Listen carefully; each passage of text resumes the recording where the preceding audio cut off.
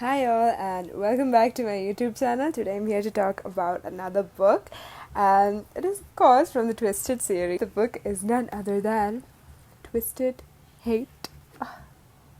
The way I love this book, I just love this book so much because the characters, Josh and Jules, they're just like the most perfect people I've ever seen. Like, they're literally the reason that I got back into reading the Twisted series again after hating the whole series because of Twisted Love. But the way the characters, I feel like these characters, like, they need a show of their own, they need a series of their own, they just need like a 12 book series of their own, they need a Netflix series of their own. They're just that cool on their own, and the way they're like, their personalities like shine like crazy. Like, they have an actual personality other than the fact that they're in love with each other. They're like, when it comes to like Josh, he's a doctor and he's like absolutely perfect, absolutely handsome. How do I know he's handsome? He's Josh Chen. Of course he's handsome. Actually, when I bought the books Twisted Games and Twisted Hate, I bought them together after deciding to give them a chance. And I actually didn't want to read Twisted Games, I just wanted to jump right into Twisted Hate. But Twisted Games just had me on another level, and I enjoyed that book really, really a lot. And like, when even at the end of the book they'll introduce the next characters, and when they introduced Jules and Josh, like, I wanted to scream so loudly because I was like, finally, I was so excited. And this is the chunkiest book out of all, out of the four, and it is like, it has the most pages, and like, I think it has a good 500 pages. And like, I was like, I finished the book in a good 2 days, and all my friends were shocked. They were like, "Didn't you get the book yesterday? How is it finished already?" But that's not important. And when I was reading the book, I was enjoying it in every way possible, and like, it wasn't boring in any way, and the story was like, it had an actual story, and it was nice, and there was a lot of miscommunication, but I think miscommunication is the base for enemies to lovers, so it actually makes sense. But the miscommunications were a little frustrating. Like, come on, you can actually talk to him, he's not a bad person. And like, yeah, that was like really nice, and the characters are super chill. And you know how in the first book there's Ava and Alex, and how they were having a difficult time hiding their relationship. The same thing goes to Josh and Jules, and I just think that's like absolutely beautiful in some weird wicked way. I'm like, oh my god, this is just so cool, it's fate. And I was like, wow, that's super nice, and I enjoyed this book because of that. And Josh is like an amazing person. He's really sweet, and he has been like walked over a lot of times. People has messed with his trust and everything, so it's very difficult for him to like give himself completely to a girl. And the way he was fighting his feelings, the way he was deciphering his feelings, everything was just absolutely amazing. And I just think no book could like do justice to enemies to lovers the way this book has like done. Like, at least the setting between how much hatred they have, even though their hatred was over minute, like a small detail, which would affect me difficultly if it happened to me, the way it affected Jules. But yeah, I was like, that was like a really strong thing, because you know, when there is hatred between people, it doesn't have to be a huge thing or a huge betrayal. Even a small thing could like scar you for long and just make you want to not be a fan of a person. So the way they did that in the book, that I was like, wow, that's really good. That is an actual way you can hate someone. And I was like, yeah, that's right, it doesn't have to be a huge deal or a huge thing. You talk wrongly about someone, it would really affect you. And the way they use that as the basis for an enemies to lovers, just, I was like, wow, that's good, that's really nice. And yeah, otherwise as well, when we come to Jules, she is so beautiful, and her hair and everything, and the way she's described in the book as well. And she is more than just a pretty face, she's a lawyer. And I'm like, wow. And you know, it's between a doctor and a lawyer, they have the most busiest lives ever, and they figure out time to make their love story work. And I'm like, wow, that's super cool. When we get to the twists of the book as well, the twists are like kind of scary to me, because the twists mess up with the trust connection that they work so hard to build. And I was like, does this really have to happen? It was going all so well, and my heart was really broken when she had to do that to him. I was like, does she really have to do that? If you talk to him, he'll help you for sure. I was like really sad when that was happening, but I think that is what builds this book, so it was really important for the book. And Max F you, Max. I can't show the finger because my mom watches my videos, but like, F you, Max. You are the most terrible person to walk on planet Earth. And the way he's just absolutely disgusting, and I hate him. And I'm like, ugh, yuck. And the way he was like messing with Jules' head, I wasn't appreciative of that either. I was like, let the girl live, let the girl breathe. Whatever happened, happened. Now let's just let her be. So that was there as well. And Jules' relationship with her friends was well portrayed in the book, and I was like, wow, this is so nice, this is so cute.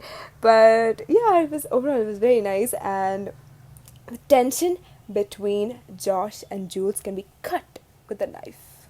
It was like that crazy, and like, it is so well written, Anna, you just did it again. You just go like 10 steps with every other book you're writing. Like, the first book is like this, then you go like this for the next book. So like, it was really amazing. And the tension can be like cut with a knife, and otherwise even like, they're just, every words, like everything they say to each other is like so like it's like so perfect. And like, yeah, and the day when she has a tummy ache and like Josh does his magic, I'm like, this is the kind of man I want in my life. But that's not important. I'm not gonna get a nice man like him. But yeah, Josh is my standard. And boys, if you truly want me, just read this book and be like Josh Chen to me. Except for the fact that like, that's what, except when he does the thing where he is like, I'm just kidding, I didn't forgive you. I was like, this is what my dad used to do to me. No, thank you. I'm very scared. But yeah, him doing that to her, I know it is nothing compared to what she has done, and that it is like, what he did was normal. That's what I was trying to tell myself. But it was like a huge lump in my throat. I was like having a very difficult time to like process that. I was like so hurt, and I started crying for some time. I was like, does she really have to go through that? Come on. It's just that. It's just this. Did you really have to do that? But yeah, and I feel like if a book can make you feel that way, the book is doing its job. That's what the book is supposed to do. And the fact that there was a part like that in the book didn't make me want to like hate the book or anything. It was like, yeah, that's right.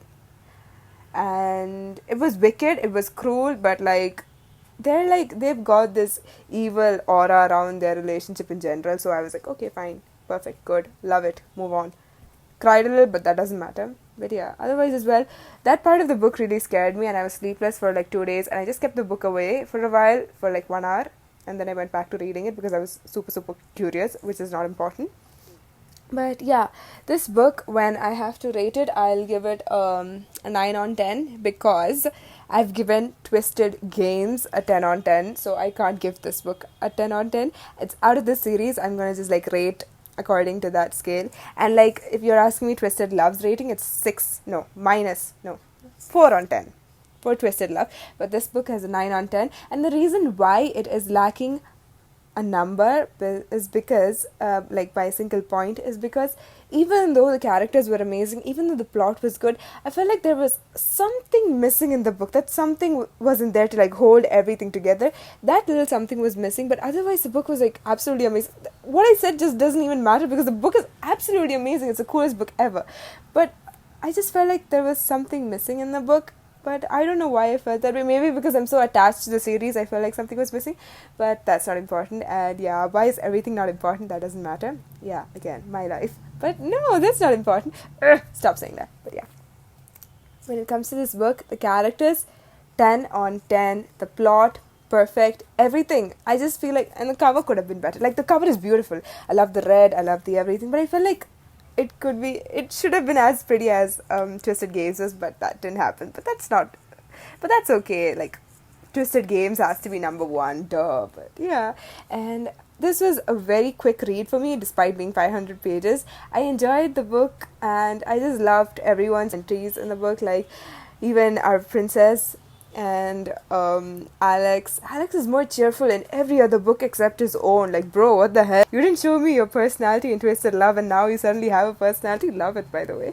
But yeah, this book has my whole heart. In like, it is a special book to me, and I've given myself a break from Colleen Hoover books because I felt like I was missing something, and I feel like I got that something in this book. And yeah, it did justice. It was perfect, and I loved it.